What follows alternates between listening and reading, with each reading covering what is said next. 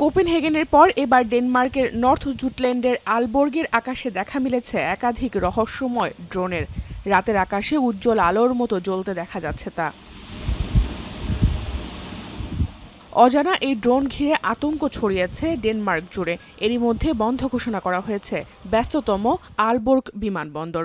আলবর্গ ছাড়াও দেশটির আরও ৩টি বিমানবন্দরের উপরে উড়তে দেখা যায় ড্রোন। তবে সেসব এয়ারপোর্টের কার্যক্রম এখনও চালু রেখেছে কর্তৃপক্ষ।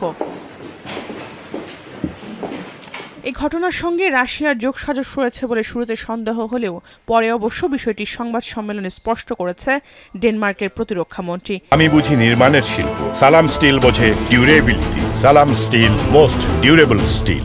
জানান এর পেছনে পেশাদার অভিনেতা কাজ করছেন এবং একে হাইব্রিড আক্রমণ বলছেন তিনি। স্পষ্ট করে বলেন এর সঙ্গে রাশিয়া জড়িত নয়। Uden at konkludere på aften og nattens episoder i Danmark, så kan vi konstatere, at sabotage, cyberangreb og andre former for hybridangreb.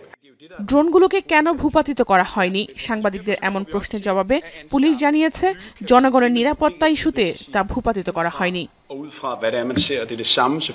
আকাশসীমা লঙ্ঘন করে ন্যাটো সদস্য দেশ পোল্যান্ড, এস্তোনিয়া ও রোমানিয়ার ওপর রাশিয়ার হামলার পর সর্বোচ্চ সতর্কতা রয়েছে পুরো ইউরোপ। এছাড়া নরওয়ে অভিযোগ তুলেছে তাদের আকাশসীমা লঙ্ঘন করে একাধিক ড্রোন উড়িয়েছে রাশিয়া, যদিও এসব অভিযোগ আমলে নিচ্ছে না মস্কো।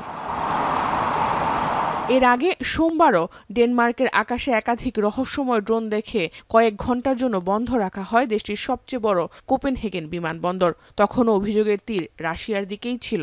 তবে নরওয়ে ও কোপেনহেগেনের ঘটনার সঙ্গে আলবার্গের ঘটনার মিল নেই বলে জানায় নরওয়ে কর্তৃপক্ষ।